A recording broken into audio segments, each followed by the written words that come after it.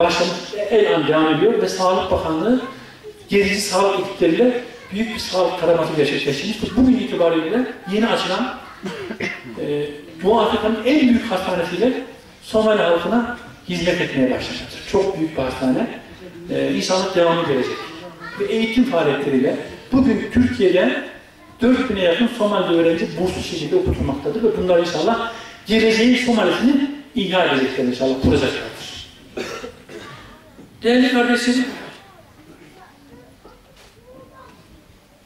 Somali halkı çok çalışkan. Sabah namazından sonra uyumazlar. Her birisi ticaretinde, işinde, gücündedir. Diyeceksiniz ki bu kadar çalışkan halk neden bu kadar perişan? Demin de ben anlattım, iki sebep var. Bir, bu bölge halkı Afrika'da %100 Müslüman ve İslam'ın yayılma ve davetinin merkezi olan çok dinamik bir halk. Bir. İkincisi de dünya petrol ticaretinin %70'inin geçtiği intikal noktasının tam boğazında. Aden Körfezi, Bab-ı Mendeb Boğazı, oradan Süveyş Kanalı, oradan Akdeniz'e ve Avrupa'ya açılan o meşhur yolun tam da ağzında. Burayı kontrol eden Afrika'ya hakim olur. Ve dünya ticaretine hakim olur. Onun için bu bölge İngilizler, Fransızlar, İtalyanlar için ve Amerikalılar için çok ama çok önemli. Onun için hakim olmak isterler. Bu yüzden sürekli baskınlarla, işgaller ve bir takım zulümlerle bu bölge halkını mağdur etme durumundalar.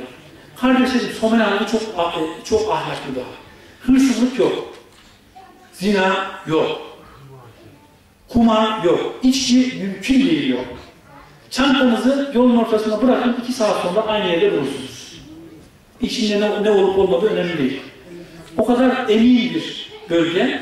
Halk son derece mütevekkil, sabırlı, şükürlü, kanaat sahibi. Kardeşlerim, bu insanlar almayı ve istemeyi hiç sevmiyorlar. Hiç beceremiyorlar. Bir şey ikram ettiğiniz zaman zorla alıyorlar, çekinerek alıyorlar ve küçük çocuğa ben mesela bir çikolata ikram ettim. Önce zorlandı almakta. Aldı, etrafına bakıldı. Şöyle yaptı. 5 tane çocuk geldi. Her birisinden küçük parçalarla bölüştürdü ve dağıttı. Bölüşmeyi ve paylaşmayı çok seven bir toplum kardeşlerim. Hayatı ve ölümü mezzetmiş bir insan topluluğu var burada. Aileler kalabalık ama huzurlu, mutlu. Hiç şikayetçi değiller. Bir yakınlık vefat ediyor. Mesela bir toplantıda, bir istişare toplantısındaydık. Oranın meşhur hocalarından birisinin telefonu çaldı. Dedi ki, hocam affedersiniz, bizim çocuk vefat etmiş.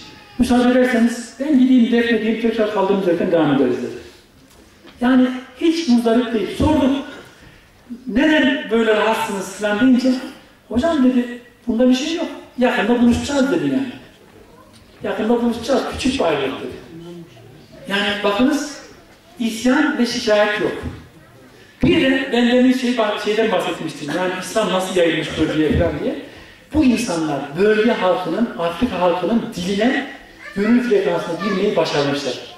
Oradaki Salihiye tarikatının bir cehri zikir meclisine davet ettiler. Gittik, katıldık.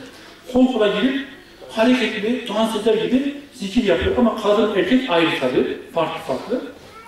Çok hareketli, salavatlarla, tevhidlerle, tehlillerle çok tatlı bir zikir usulleri var. Şeyh Efendi'ye, Şeyh Mahmud Abdülbari isimli çok değerli bir zat, aynı zamanda Kuveyt Üniversitesi'nde hoca ders veren bir zat. Dedim ki, efendim siz bu halkı hiç oturtmayı denediniz mi dedim. Dedi ki, hocam bu mümkün değil dedi. Bizim dedi ecdadımız, meşayihimiz bölgeye geldikleri zaman bölge halkını dans eder vaziyette bulmuşlar. Eğer onlara oturun deselerdi bunlardan hiçbir şekilde Müslümanlığa rağbet olmazdı. Onların arasında karıştılar, kol kola girdiler, dansa iştirak ettiler ve dansın içeriğini değiştirdiler. Artık salavatla, zikirle, tevhidle, tehlille zikir yapıyorlar ve komple Müslümanlaştılar. Bir de bu halkın eğitim ve sahil ihtiyaçları yine bu manevi merkezler tarafından organize edilmiş. Değerli kardeşlerim, sözlerimi bağlamadan önce şunu söylemek istiyorum. Afrika bize uzak değil, yurt dışı değil. Bizim sınırlarımız Viyana'dan Kaşgar'a kadar, kuzeyde Moskova'dan Güney Afrika'ya kadar uzanan çok geniş bir coğrafyaya şamildir. Bize yabancı değildir. Osmanlı 100 sene sonra, 100 yıllık fetret döneminden sonra bölgeye tekrar geliyor. Ayak sesleri geliyor. Herkes buna hazır olsun. Bir de üzerimize yüklenecek misyonlara, görevlere hazır olalım. Artık Edirne'den Kars'a kadar değil, Viyana'dan Doğu Türkistan'a kadar, Kırım'dan Afrika'nın en güneyine kadar bizim ilgi alanımıza geliyor. Hatta Latin Amerika kardeşlerim. Onun için her birimiz bir ülkeyi kendisine hedef seçmeli, o ülkenin dilini, kültürünü, tarihini öğrenmeli, gidip gelmeli, yerleşmeli, ticaret yapmalı, akrabalık tesis etmeli. Ve kendimizi geleceğin dünyasına göre hazırlamalı ve donanımlı hale gelmeliyiz. Öğrenci kardeşlerimin bilhassa çağın gerektirdiği üstün donanımlara değil başta olmak üzere sahip olmalı ve ufkumuzu alabildiğince geniş açmalıyız. Bir insanın değeri, kıymeti, himmeti ve hayali kadardır.